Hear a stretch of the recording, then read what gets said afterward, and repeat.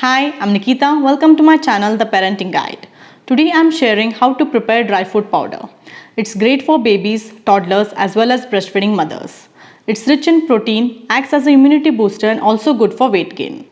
For babies, it can be given by mixing it with the porridges or milk. So watch the video till the end and subscribe to my channel and hit the bell icon for further updates. Let's get started.